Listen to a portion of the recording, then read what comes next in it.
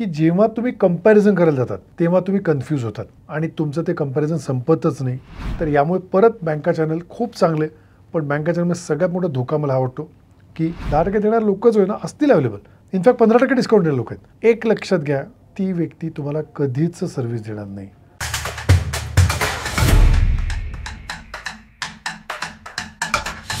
Hello, नमस्कार.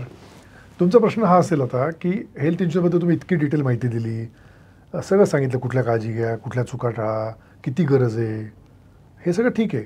पण policy घ्यायची कोणाकडून? कारण विकणारे भरपूर आहेत ना मार्केटमध्ये. कोण कोण आहेत? एजंट आहे प्रिडॉमिनेंटली, दुसरे बँका थ्रू पॉलिसी मिळतात तुम्हाला. तुम्हाला ऑनलाईन मिळतात, वेब ॲग्रिगेटर्स आहेत तिथे पॉलिसी मिळतात तुम्हाला. ओके, तुम्हाला ब्रोकर्समधून पॉलिसी मिळतात, कॉर्पोरेट एजंट्स आहेत, असे भरपूर लोक आहेत. मग पॉलिसी घ्यायची कोणाकडून?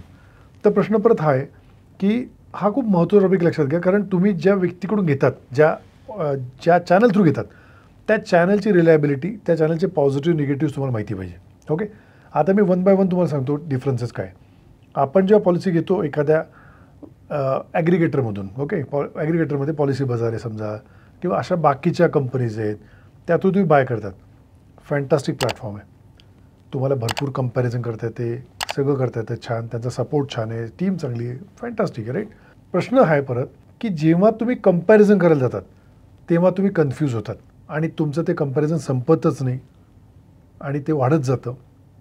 त्याने महत्त्वाचा टॉपिक राहतो बाजूला. घ्यायची तुम्हाला का घ्यायचं आहे, ताबडतोब घ्यायचं आहे, ते राहतं बाजूला.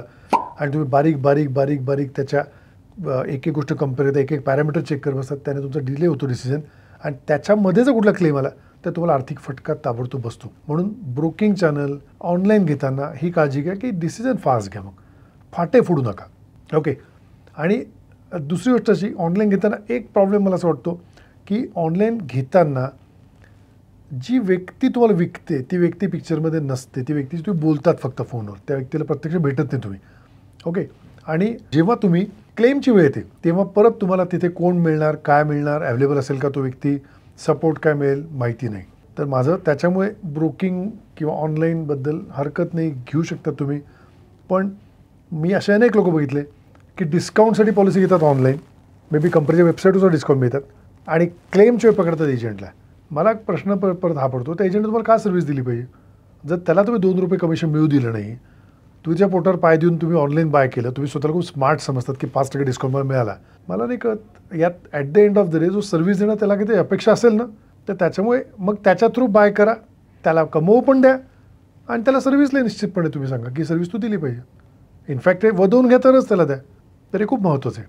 दुसरं आहे बँकामध्ये तुमचे कुठल्या बँकेत अकाउंट असेल, मोठ्या बँका, प्रायव्हेटमध्ये, गव्हर्नमेंटमध्ये, शेड्यूल्ड बँक्स आहेत, या बँकांमध्ये सगळ्यांचे टायप्स इन्शुरन्स कंपनीज असतात. तेव्हा त्यांच्या थ्रू तुम्ही पॉलिसी घेऊ शकतात. त्या पॉलिसी कंपॅरेटिव्हली स्वस्त पडतात. पण प्रश्न असा आहे की तिथे परत सर्व्हिसला कोणीच नसतं, कारण बँकांचा बिझनेस आहे प्रिडॉमिनेंटली बँकिंग सर्व्हिसेस देणं. तुमच्या क्लेममध्ये सर्व्हिस देणं हे त्यांचा पार्ट नसतो. ते तुम्हाला इन्शुरन्स कंपनीचा नंबर देतील आणि तुम्हाला इन्शुरन्स कंपनीचे एम्प्लॉईशी बोलावं लागेल, आणि ते एम्प्लॉईजसुद्धा चेंज होतात. त्यांच्या बँका अलॉकेट होतात, चेंज होतात, की या बँकात हा व्यक्ती हँडल करतो आहे, 6 महिन्यानंतर मे बी तो दुसऱ्या बँक हँडल करेल, मे बी ती ट्रान्सफर झाली कुठेतरी दुसरीकडे. तर यामुळे परत बँका चॅनल खूप चांगले, पण बँका चॅनलमध्ये सगळ्यात मोठा धोका मला आवडतो की तुम्हाला सर्व्हिससाठी खूप झगडावं लागतं. दुसरी गोष्ट, बँकाचे टायप कधी तुटले त्या कंपनीबरोबर तर तुमची पॉलिसी बंद पडते डायरेक्टली, आणि बँकांची कंटिन्युटी रिटेलमध्ये कधीच घेता येत नाही.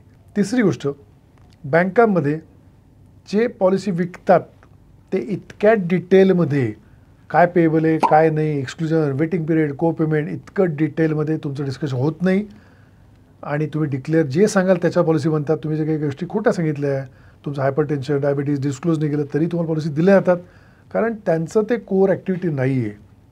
त्याच्या बँका पॉलिसी घेताना ताऊन सुलाखून घ्या, सगळं डिस्क्लोज केलं. मी सांगितलं पण तुमची पॉलिसीमध्ये पॉलिसी पूर्ण चेक करा, त्यात सगळं तुम्ही डिस्क्लोज केलेलं नमूद केलं आहे का, तर ती पॉलिसी कामाची आहे. आणि तिसरा फॅक्टर सगळ्यात महत्त्वाचा, प्रिडॉमिनेंटली मार्केटमध्ये एजंट असतात.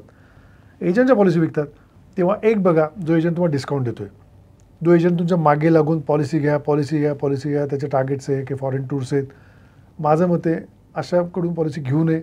कारण प्रश्न असा आहे की त्याचं काम चाललं आहे, त्याच्या स्वतःच्या वेलफेअरवर त्याचा फोकस आहे. जो एजंट वर्षानुवर्ष फील्डमध्ये डेडिकेटेडली काम करतो, तुम्हाला माहिती आहे, शक्यतो त्या एजंट थ्रू पॉलिसी घ्या आणि त्याची कमिटमेंट, त्याचं लाँग टर्म विजन, तो किती सर्व्हिस ओरिएंटेड आहे ते बघून घ्या आणि शक्यतोवर कोणाला कधी डिस्काउंट मागू नका. कारण जो व्यक्ती काम करतो ना, तो व्यक्ती पैशासाठी काम करतो, त्यालाही त्याचं घर चालवायचं आहे. महागाई प्रचंड आभाळाला भिडलेली, जॉब इझी लागत नाही आहे. आज कुठलंच गव्हर्मेंट आपल्याला सगळ्यांना जॉब देऊ शकत नाही आहे, हे सत्य आहे, हे नाकारून चालणार नाही. मग प्रश्न असा आहे, जो बिचारा एकटा एजन्सी घेऊन त्याचं घर चालवतो आहे, चांगलं काम करायची इच्छा आहे, त्याला तो डिस्काउंट घेतला, त्याला काम करण्यात मजा येईल का? तुम्हाला वाटतं तो अर्धरात्री तुम्ही फोन केला, तुमचा फोन अटेंड करेल, तुम्हाला प्रॉपर सर्व्हिस देईल का? कारण तुम्ही त्याच्याकडून डिस्काउंट घेतलेला आहे. तुम्ही त्याला म्हणतात की डिस्काउंट तुला किती मिळतात? थोडं 15% मिळतात. ओके, 10% डिस्काउंट आहे. तेवढं नाही शक्य सर, मी कसं देऊ? मग ठीक आहे, मला नको पॉलिसी, मला 10% देणारे लोक आहेत. 10% देणारे लोकच होय ना असतील अवेलेबल. इनफॅक्ट 15% डिस्काउंट देणारे लोक आहेत. एक लक्षात घ्या, ती व्यक्ती तुम्हाला कधीच सर्व्हिस देणार नाही, कारण ते जर कमवतच नाही तर सर्व्हिस कुठून देणार? प्रश्न आहे, त्यांनाही कमवू द्या. तुम्ही कमवताय ना व्यवस्थित, तुम्ही कमवताय, तुम्हाला आवडेल तुमच्या सॅलरीतून कोणी की मागितले तुम्हाला पैसे तर असं नका करू. सगळ्यात महत्त्वाचं त्याला डिझर्विंग रिस्पेक्ट द्या आणि त्याला एक मात्र घ्या की कुठल्या परिस्थितीत क्लेमबद्दल काही प्रॉब्लेम आले, काही सर्व्हिस लागली तर तू अवेलेबल पाहिजे, आम्हाला तुझा सपोर्ट पाहिजे आणि तो सपोर्ट मिळेल नक्की. कारण त्याला तुम्ही एन्करेज करताय, त्याला मोटिवेट करताय, इनफॅक्ट त्याला चांगले रेफरन्सेस द्यायला, पैसा मिळू द्या त्याला, तर तो तुम्हाला निश्चित चांगली सर्व्हिस देईल. पण थोडंसं बॅकग्राऊंड चेक करा, त्याचा सिन्सिअरिटी, त्याचं डेडिकेशन, तो किती झोकून देऊन काम करतो आहे ते बघा आणि तर करा. माझं फायनल वर्डिक्ट जर तुम्ही विचारलं, प्रीडॉमिनेंटली तुम्ही शक्यतो एजंट थ्रूच घ्या. अर्ध्या रात्री तो घराजवळ राहतो, तो येऊन भेटू शकतो, तुम्हाला प्रॉब्लेम सॉल्व्ह करू शकतो तुमचे, आणि नाही भेटला तुम्हाला तरी तुम्ही त्याला बोलवून खडसावू शकतात, त्याची सर्व्हिस तुम्ही डिमांड करू शकतात. त्याच्यामुळे शक्यतो जो फिजिकल तुम्हाला भेटतो, एक्सप्लेन करतो, अवेलेबल आहे, त्या व्यक्ती थ्रू पॉलिसी घ्या, तुम्हाला नक्कीच फायदा होईल. Thank you very much. तुम्हाला जर वाटलं की हे व्हिडिओ महत्त्वाचे आहेत, खूप महत्त्वाची माहिती प्रॅक्टिकली कळते तुम्हाला, तर हे व्हिडिओ लाईक करा, सबस्क्राईब करा, शेअर करा, तुमच्या मित्रांना सांगा, सगळ्यांना याचा फायदा होऊ शकतो. Thanks a lot. Bye bye.